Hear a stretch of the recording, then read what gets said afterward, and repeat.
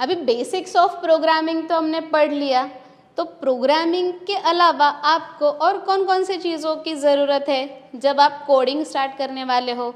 सबसे पहले तो अभी हमने क्या पढ़ा था कि basics of programming language.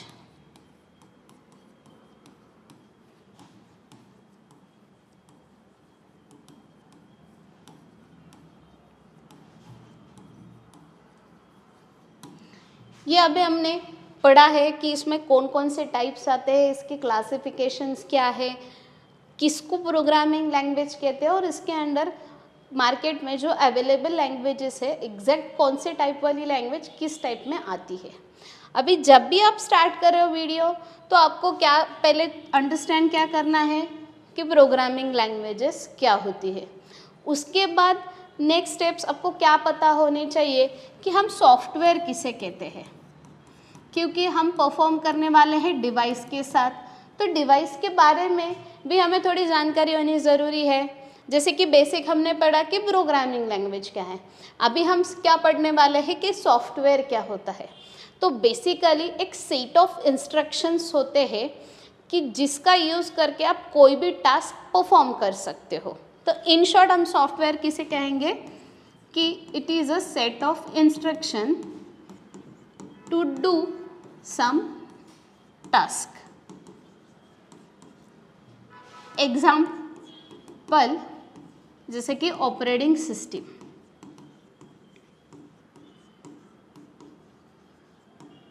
Okay, तो ऑपरेटिंग सिस्टम पता होगी आप लोगों को। तो ऑपरेटिंग सिस्टम बेसिकली किस टाइप में आती है, सॉफ्टवेयर में आती है कि जो भी एप्लीकेशंस आप क्रिएट कर रहे हो, तो एप्लीकेशंस क्रिएट करने के लिए आपको बेसिकली ये ऑपरेटिंग सिस्टम की ज़रूरत होती है। अभी ऑपरेटिंग सिस्टम क्या होती है वो पहले हम देखते हैं।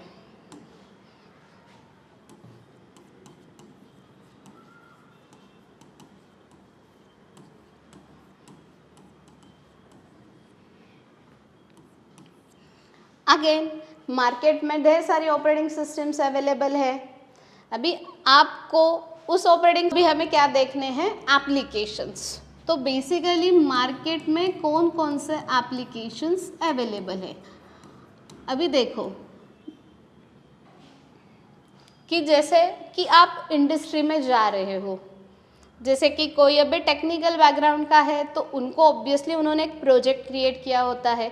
तो जब वो कॉलेजेस में प्रोजेक्ट परफॉर्म करते हैं तो उनको पता नहीं होता है कि एग्जैक्ट उन्होंने किस टाइप का एप्लीकेशन क्रिएट किया है।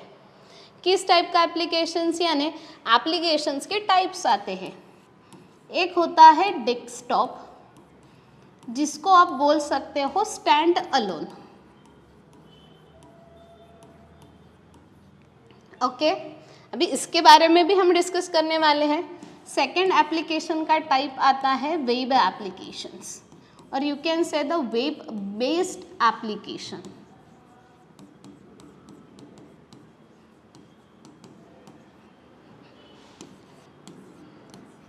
एंटरप्राइज एप्लीकेशन, जिसको हम कहते हैं ईई।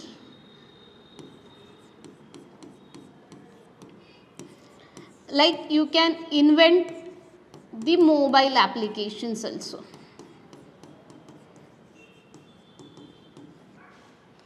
तो there are multiple types of applications. But जब भी हम बच्चों को पूछते हैं कि उन्होंने लास्ट ईयर कौन सा प्रोजेक्ट किया था या आपने जो एप्लीकेशन इन्वेंट किया है वो किस टाइप में आता है, तो बच्चों को ये चीज़ें पता ही नहीं होती है, जबकि उनका पूरा इंजीनियरिंग ख़त्म होता है। बट उनको ये चीज़ पता ही नहीं है कि उन्होंने जो एप्लीकेशन किया है, यानी जो प्रोजेक्ट उन्होंने किया है कॉलेज में, वो एग्जैक्ट डेस्कटॉप एप्लीकेशन है, वेब बेस्ड एप्लीकेशन है या एंटरप्राइज एप्लीकेशन है। इसमें से इन्होंने कौन से टाइप का एप्लीकेशन क्रिएट किया है ये चीज़ बच्चों को पता ही नहीं होती है। इसीलिए हम अभी क्या देखने वाले हैं कि एप्लीकेशंस, यानी फिर डेस्कटॉप एप्लीकेशन है तो वो किस टाइप का होता है, उसमें क्या क्या चीज़ें हैं, उसके एडवांटेज क्या है, डिसएडवांटेजेस क्या। सिमिलरली हम देखने वाले हैं web based application. Web based में अगेन क्या रूल्स है, किस टाइप का एप्लीकेशन क्रिएट होगा, उसके डिसएडवांटेजेस क्या है। Similarly we want to see the enterprise application also, कि उसके भी ड्रॉबैक्स क्या है, या जो प्रोजेक्ट आपने क्रिएट किया है इसमें से किस टाइप का एप्लीकेशन आप उसको बोल सकते हो।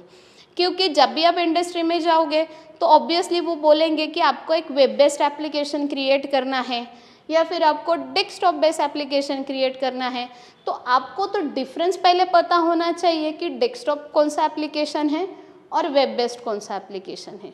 तो स्टार्टिंग में हम पढ़ेंगे कि तीनों में डिफरेंसेस क्या क्या है, उसके बाद फिर ये कहाँ पे यूज़ होंगे, ये ऐसे वाले एप्लीकेशंस अगर आपको क्रिएट करने हैं तो इसके लिए मार्केट में कौन कौन सी लैंग्वेजेस अवेलेबल है। तो ऐसे हम अभी ये वीडियो स्टार्ट करें। फिलहाल सबसे पहले हम देखेंगे कि एप्लीकेशंस के टाइप। इसमें से सबसे पहला टाइप जो है, जो अभी हम देखने वाले हैं, वो है डेस्कटॉप बेस्ड, जिसको हम कहेंगे स्टैंड अलोन एप्लीकेशंस।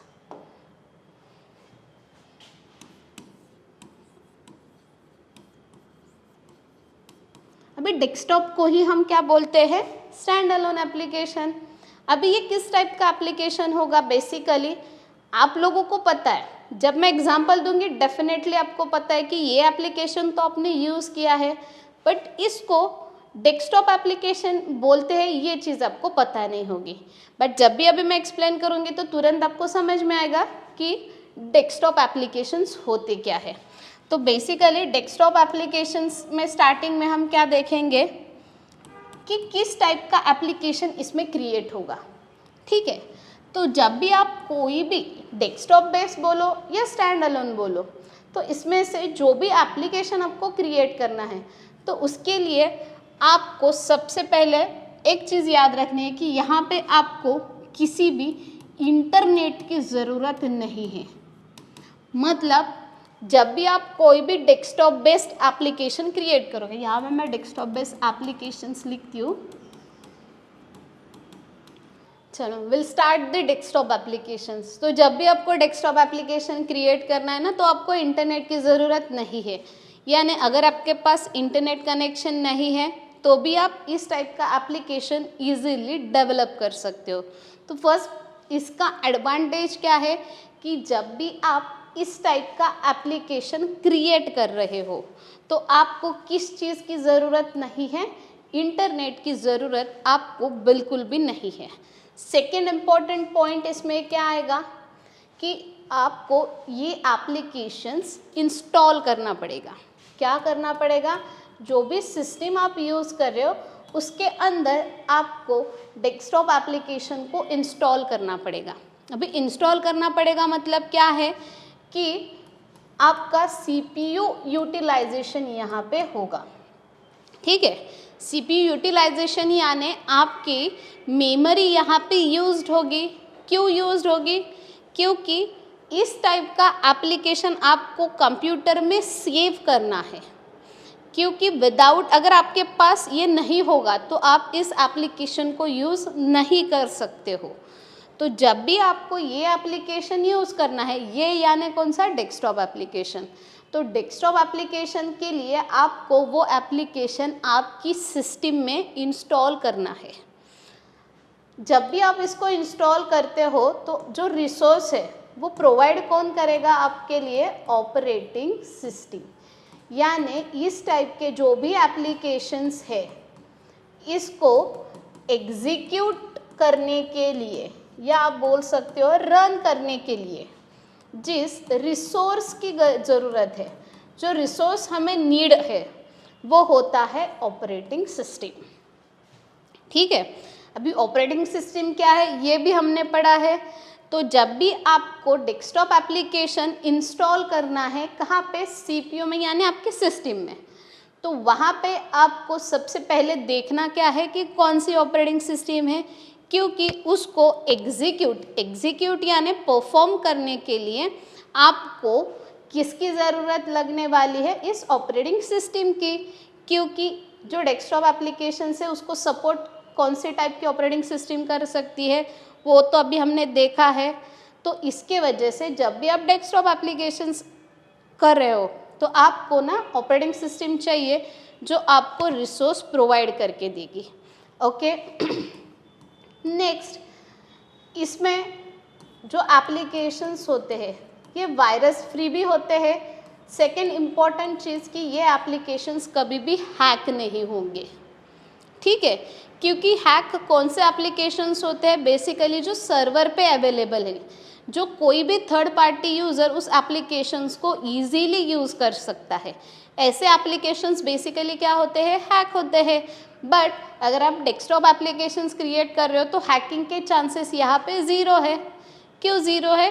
क्योंकि ये आपको पर्टिकुलरली इंस्टॉल ही करना है, ये कहीं पे भी सर्वर पे आपको अवेलेबल्स नहीं होंगे, ठीक है। जब भी आप डेस्कटॉप बेस्ड एप्लीकेशन यूज़ कर रहे हो तो सिंगल यूज़र उसको क्या कर सकता है, यूज़ कर सकता है at a time. So basically single user use at a time. अभी इसका एग्जाम्पल मैं आपको दिखाती हूँ।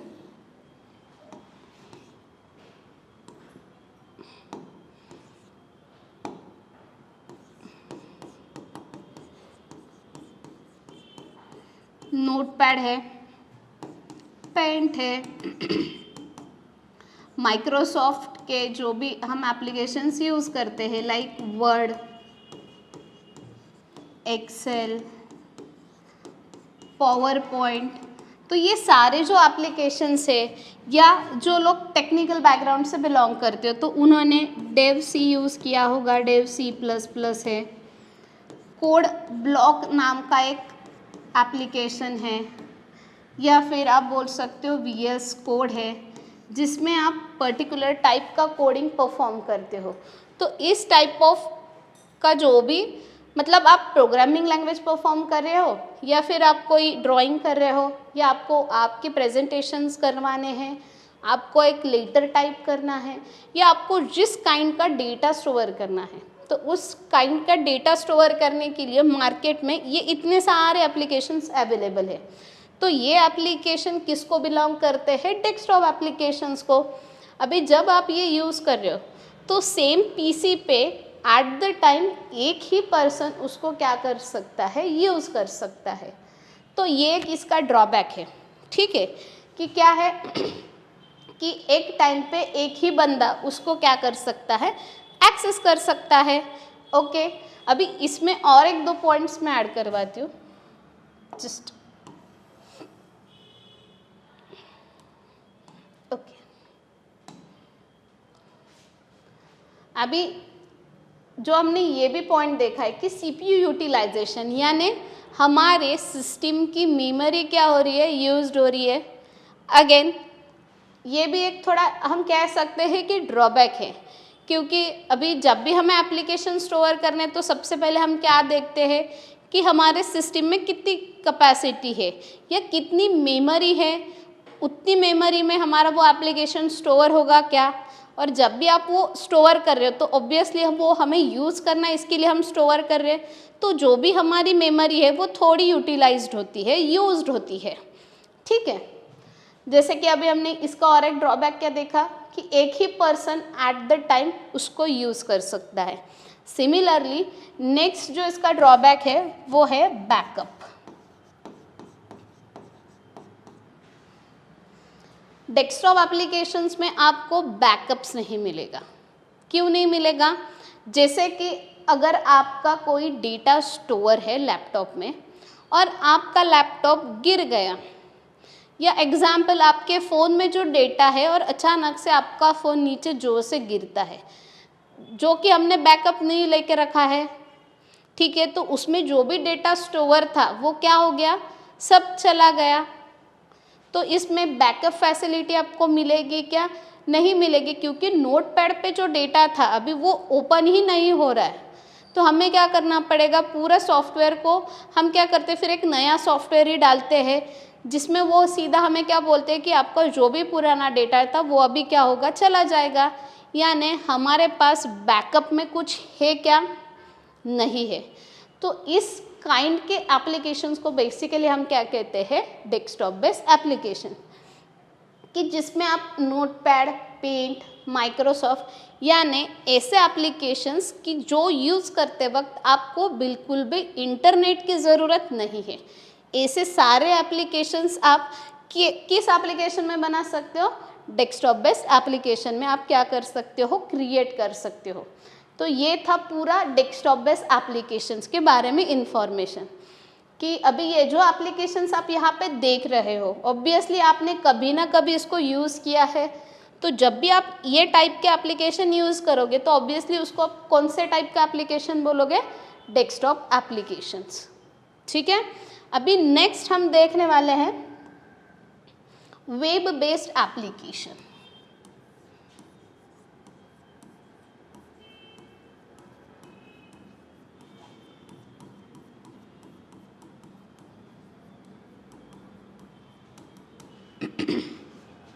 फिर हम उसका कंपैरिजन देखेंगे। अभी वेब बेस्ड एप्लीकेशंस यानी क्या होगा, सबसे पहले ऐसे एप्लीकेशंस की जो विदाउट इंटरनेट एग्जीक्यूट ही नहीं होंगे। तो यानी जब भी आपको वेब बेस्ड एप्लीकेशंस क्रिएट करने हैं, प्राइमरी आपकी कंडीशन क्या होगी कि आपको इंटरनेट चाहिए, यानी आपकी सिस्टम में क्या होना चाहिए, इंटरनेट फैसिलिटी अवेलेबल होना चाहिए। तो यहाँ पे आपको ज़रूरत किस चीज़ की है, you need to internet, okay, need internet connection, okay.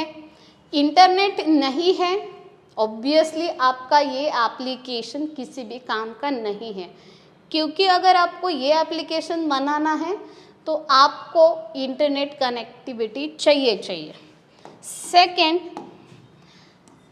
अभी ये जो एप्लीकेशंस है ये अवेलेबल कहाँ पे मिलेंगे, जैसे हमने अभी देखा कि जो डेस्कटॉप बेस्ड एप्लीकेशंस है वो हमें पर्टिकुलरली इंस्टॉल करने पड़ते हैं, बट जब आप वेब बेस्ड एप्लीकेशंस लोगे तो आपको वो अवेलेबल कहाँ पे मिलेंगे, एप्लीकेशन सारे अवेलेबल ऑन सर्वर। अभी इसका फ़ायदा एक ये है कि आपको ये एप्लीकेशंस को इंस्टॉल करने की ज़रूरत बिल्कुल भी नहीं है, क्योंकि ये कहाँ पे आपको मिलेंगे, सर्वर पे। तो आपको इंस्टॉल करने की ज़रूरत है क्या, नहीं है। इसका मतलब क्या है, CPU यूटिलाइजेशन यहाँ पे क्या हो रहा है, नहीं हो रहा है, क्योंकि आपकी मेमोरी वेस्ट हो रही है क्या सिस्टम की, नहीं, क्योंकि आपको इसको क्या करना है, इंस्टॉल नहीं करना है हमें इस एप्लीकेशंस को, not need to install, okay, no need, हमें बिल्कुल भी ज़रूरत नहीं है इंस्टॉलेशन की, ओके। थर्ड, अभी एग्जीक्यूट करना है इस एप्लीकेशन को, बराबर। तो जो हमने डेस्कटॉप देखा था उसमें हमें रिसोर्स प्रोवाइड कर रही थी ऑपरेटिंग सिस्टम। अगर ऑपरेटिंग सिस्टम अच्छी या उस पर्टिकुलर एप्लीकेशन को सपोर्ट करने वाली होगी तभी आपका एप्लीकेशन एग्जीक्यूट होगा। यहाँ पे वो सीन होगा क्या, नहीं, यहाँ पे एप्लीकेशन एग्जीक्यूट करने के लिए आपको किसी भी ऑपरेटिंग सिस्टम की ज़रूरत नहीं होती है। यहाँ पे जो भी रिसोर्स अलोकेट होगा वो हमें सर्वर प्रोवाइड करके देगा।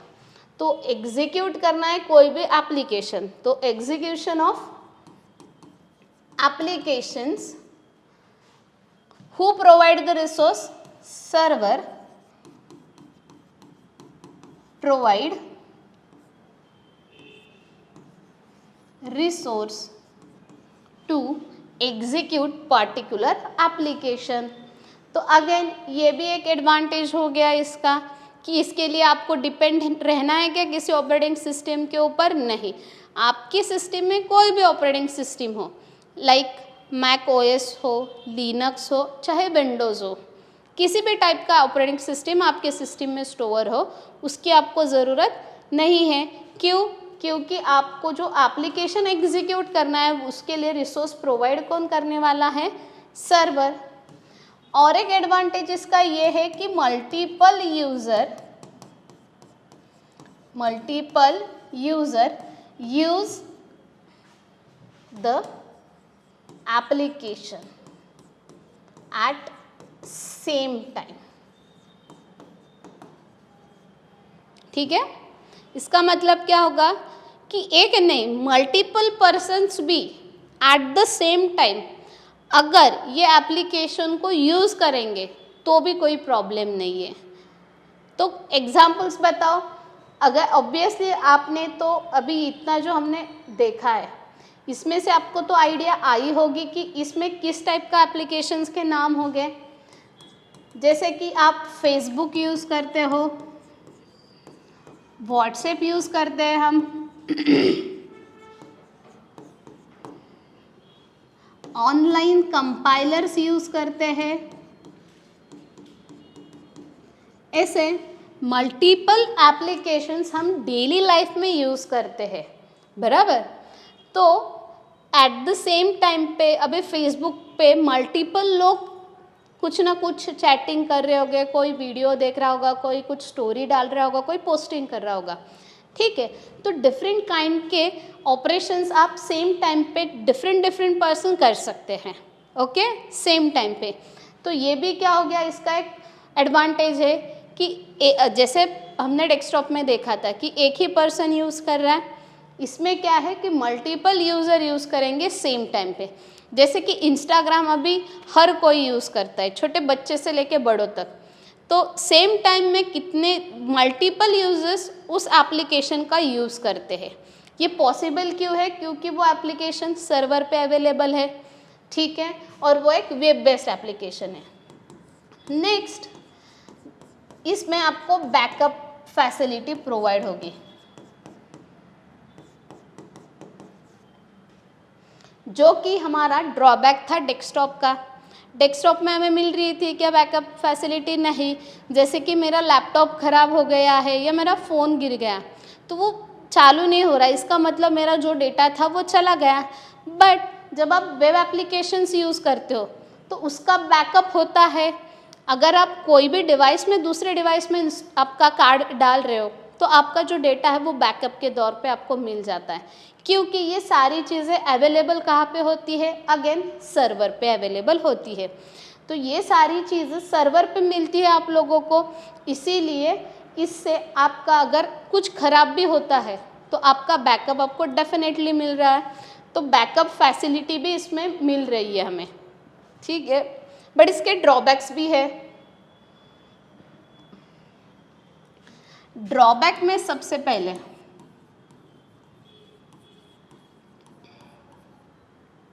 अगेन फर्स्ट मीन्स आपका क्या है कि आपके लैपटॉप में क्या होना ज़रूरी है, इंटरनेट कनेक्शन। अगर आपका कनेक्शन लो है या आपका डेटा ख़त्म हो चुका है तो आप इस काइंड का एप्लीकेशन एग्जीक्यूट नहीं कर सकते हो। दूसरी चीज़ कि ये एप्लीकेशंस हैक होने के चांसेस बहुत होते हैं, क्योंकि ये ईजीली कोई भी यूज़ कर सकता है, क्योंकि ये अवेलेबल कहाँ पे होती है, सर्वर्स पे, और वहाँ पे कुछ रिस्ट्रिक्शंस होते हैं क्या, नहीं होते हैं। तो कोई भी थर्ड पार्टी इंसान भी आपका ये एप्लीकेशन ईजीली हैक कर सकता है। तो ड्रॉबैक में बस ये होगा कि हैकिंग इसमें पॉसिबल है, आपका एप्लीकेशन जल्दी से जल्दी हैक हो सकता है, तो ये चांसेस भी है।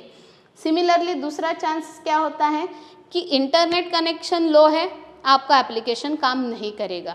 तो ये दो चीज़ों के ऊपर इसका क्या है, बेसिकली ड्रॉबैक है। थर्ड, आप वायरस की भी बात कर सकते हो, इसके अंदर वायरसेस आ सकते हैं जिसके कारण आपका सिस्टम क्रैश हो सकता है, ठीक है। तो वायरसेस यानी क्या होता है बेसिकली कि जब भी आप कोई भी इंस्टॉलेशन करते हो तो उसके साथ अनवांटेड डेटा भी स्टोर होता है जो अपने सिस्टम को क्रैश करता है, तो उसको बेसिकली हम वायरस बोलते हैं। इसीलिए सिस्टम में हम क्या डलवाते हैं, एंटीवायरस।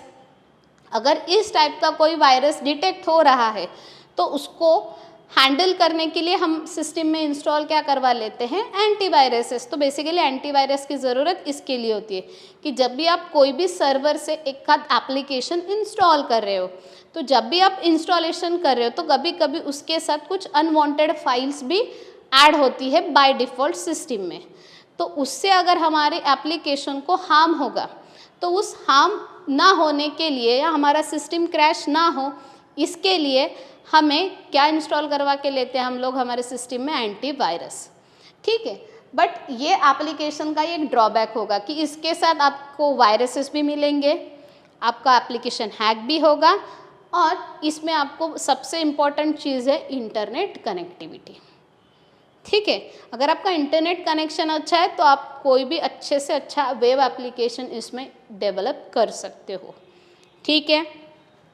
अभी नेक्स्ट हम बात करेंगे वो है एंटरप्राइज एप्लीकेशन की।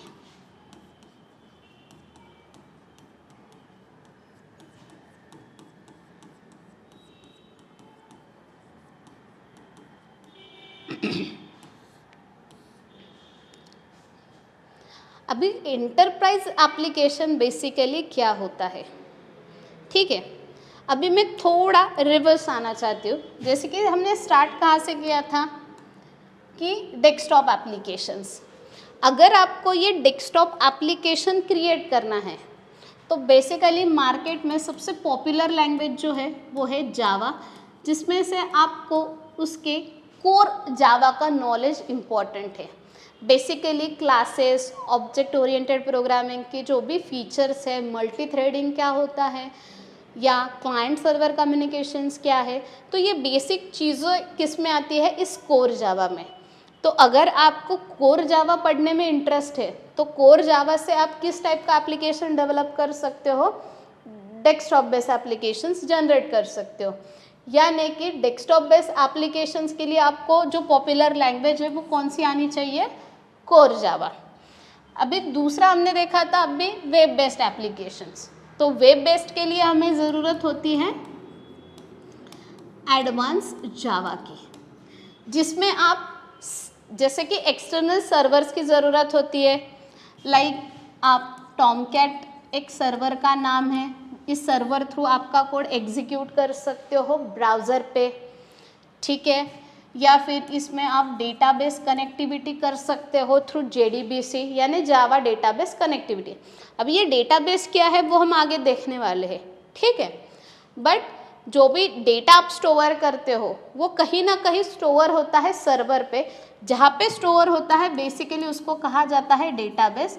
तो इसके बारे में हम नेक्स्ट वीडियो में बात करेंगे, ठीक है, कि डेटाबेस होता क्या है, उसका रोल क्या होता है जब भी आप कोई एप्लीकेशन डेवलप करते हो। तो बस इतना चीज़ याद रखो कि डेस्कटॉप के लिए आपको कोर जावा चाहिए, वेब बेस्ड एप्लीकेशन क्रिएट करने आपको ज़रूरत या नॉलेज किस चीज़ का होना चाहिए, एडवांस जावा का। अभी move on to the next, जो हम एंटरप्राइज के बारे में बात कर रहे हैं। तो एंटरप्राइज एप्लीकेशंस के लिए आपको कॉम्बिनेशन लगेगा सबका। लाइक हमें यहाँ पे कोर जावा की भी ज़रूरत है, एडवांस जावा की ज़रूरत है। एडवांस जावा के साथ आप बोल सकते हो कि फ्रेमवर्क्स की ज़रूरत भी आप लोगों को है, जो कि जावा में अवेलेबल्स है। लाइक हाइबरनेट है डेटाबेस हैंडल करने के लिए, या आपको कोई वेब बेस्ड एप्लीकेशन क्रिएट करना है तो स्प्रिंग बूट अवेलेबल है, स्प्रिंग MVC है, स्प्रिंग कोर से आप कोर वाला पार्ट सीख सकते हो। तो ये बस उसके लिए एक अनदर ऑप्शंस है फ्रेमवर्क्स में। बट आपको एंटरप्राइज के लिए कोर जावा, एडवांस जावा यानी डेस्कटॉप एप्लीकेशंस, वेब एप्लीकेशंस दोनों की ज़रूरत है। अभी वो हम देखते हैं एक सिनारियो में, ठीक है। जैसे कि देखो, इन शॉर्ट मैं बताती हूँ कि इसके लिए आपको एक स्टैंड अलोन चाहिए एप्लीकेशन, या आप बोल सकते हो कि डेस्कटॉप बेस्ड एप्लीकेशन, उसके साथ एक वेब एप्लीकेशन की ज़रूरत है आपको, प्लस आपको कॉम्बिनेशन करना चाहिए इसके लिए एक इलेक्ट्रॉनिक डिवाइस की।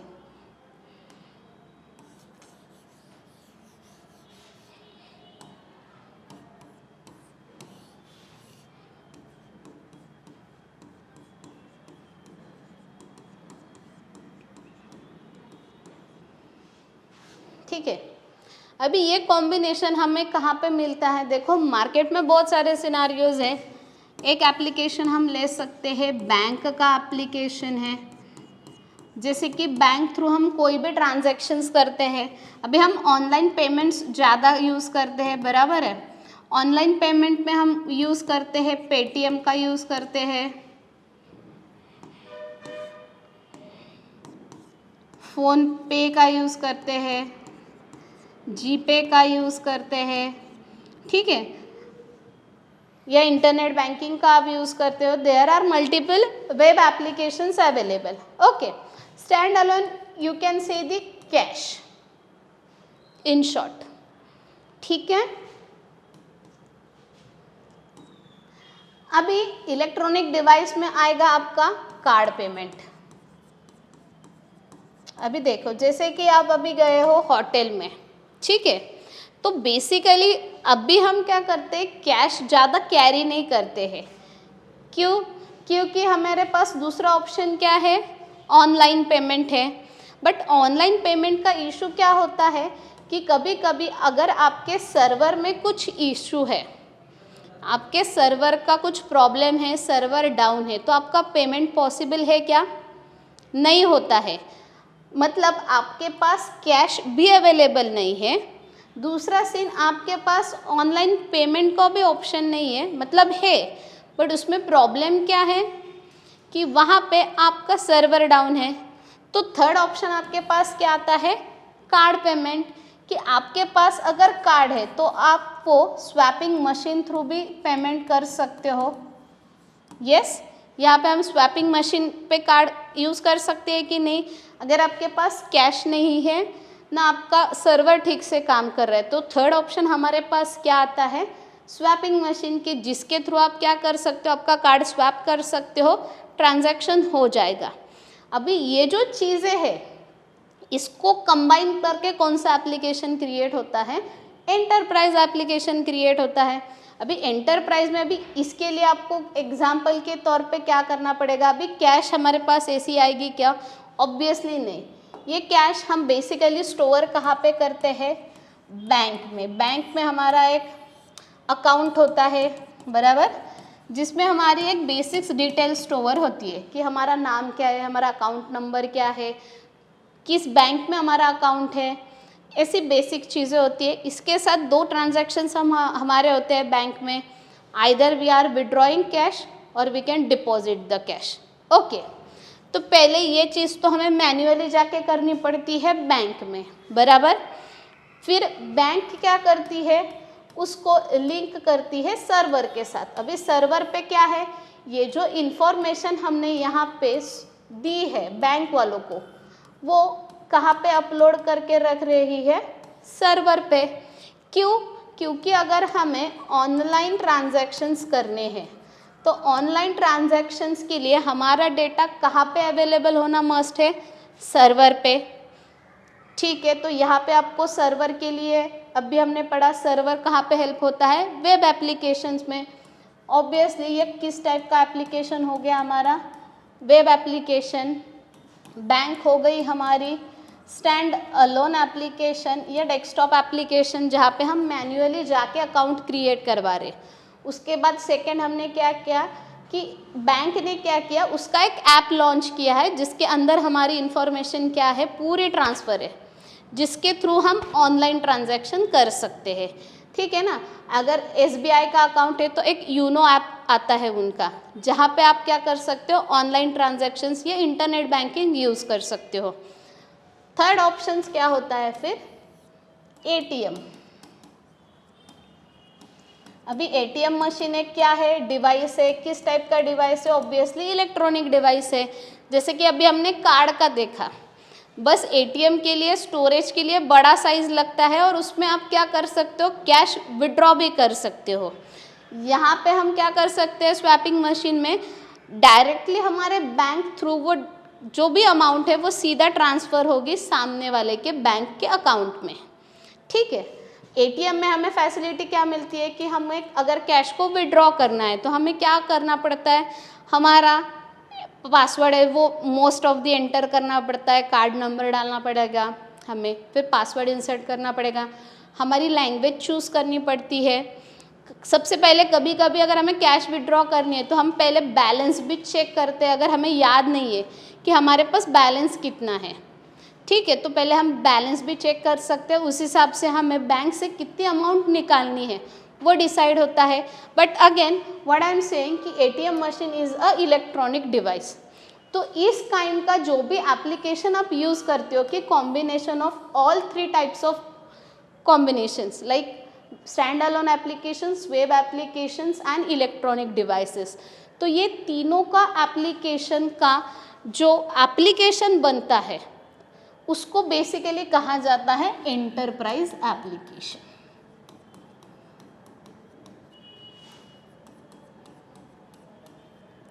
और ये एप्लीकेशंस भी आप इजीली किस लैंग्वेज में क्रिएट कर सकते हो? Java. Java provide the all kinds of resources to us to create. If you want to create standalone, you can create it standalone. If you want to develop web based applications, you want to develop either. If you want to connect with the any electronic devices, there are provide the multiple devices, multiple applications, and इन तीनों को जब हम combine करते हैं तो जो application create होता है उसको basically हम किस टाइप का application बोलते हैं? Enterprise application. Basically इन तीनों के कॉम्बिनेशंस को हम क्या कहेंगे? Enterprise applications. तो अभी हमने क्या क्या देखा? सबसे पहले देखा था हमने desktop based application. Okay, desktop यानी स्टैंड अलोन एप्लीकेशंस। इस एप्लीकेशन के लिए आपको इंटरनेट की ज़रूरत नहीं है। इसके कुछ ड्रॉबैक्स भी देखे, कुछ एडवांटेजेस भी देखे। नेक्स्ट हमने देखा था वेब एप्लीकेशंस। अभी वेब एप्लीकेशंस में हमने क्या क्या पढ़ा था कि इसको इंटरनेट की ज़रूरत होती है, मल्टीपल यूज़र यूज़ कर सकते, सर्वर पे अवेलेबल है। तो इस काइंड ऑफ ये जो इसमें ये जो फैसिलिटी प्रोवाइड की गई है, इसके लिए आपको वेब बेस्ड एप्लीकेशंस प्रोवाइड करता है। तो आपको अगर ये फैसिलिटीज़ सारी यूज़ करनी है तो आपको यूज़ करना है वेब बेस्ड एप्लीकेशन। बाद में है कि अगर आपको stand alone web application plus एक इलेक्ट्रॉनिक डिवाइस का यूज़ करना है, तो इन तीनों जो एप्लीकेशंस का कॉम्बिनेशन होता है उसको बेसिकली हम कहते हैं एंटरप्राइज एप्लीकेशंस। तो बेसिकली यहाँ पे हमारे टॉपिक्स जो है एप्लीकेशन का वो कवर हो रहा है, क्योंकि यहाँ पे हमने तीनों टाइप के एप्लीकेशंस इन डिटेल पढ़े हैं। ठीक है, कि कौन से एप्लीकेशंस है, उसके एडवांटेजेस, डिसएडवांटेजेस, और कौन कौन से एप्लीकेशन एग्जैक्ट किस टाइप के अंदर आते हैं, वो अभी हमने यहाँ पे देखा है। अभी एक्चुअली यहाँ पे हम मूव ऑन क्यों हुए थे? क्योंकि हमने क्या किया था? बेसिक्स पढ़ रहे थे, जिसमें बेसिक हमने क्या पढ़ा था कि प्रोग्रामिंग लैंग्वेजेस, उसके बाद सॉफ्टवेयर पढ़ा, हार्डवेयर पढ़ा, सॉफ्टवेयर में हमने ऑपरेटिंग सिस्टम के बारे में पढ़ा, फिर हम आए एप्लीकेशंस के ऊपर। तो अभी ये एप्लीकेशंस यहाँ पे कवर हो रहा है। तो बेसिक्स, जब भी आप प्रोग्रामिंग लैंग्वेज सीखने जाओगे तो ये बेसिक्स आपको पता होनी ज़रूरी है, ताकि आपको समझ में आता है कि मार्केट में सिनारियो क्या है, आप किस टाइप का एप्लीकेशंस क्रिएट करें, उसके लिए किस टाइप की लैंग्वेज आपको प्रेफरेबल रहेगी। तो उस हिसाब से आप डिसाइड भी कर सकते हो कि आपको किस लैंग्वेज में इंटरेस्ट है। टाइप ऑफ इंटरेस्ट भी आपको समझ में आएगा, या आपको किस काइंड का एप्लीकेशन बनाना है तो किस लैंग्वेज की आपको नेसेसिटी है। तो ये सारी चीज़ें आपको इस एप्लीकेशंस में समझ में आएगी। अभी हम नेक्स्ट स्टार्ट कर रहे हैं, जो कि एक बेसिक्स थिंग्स होती है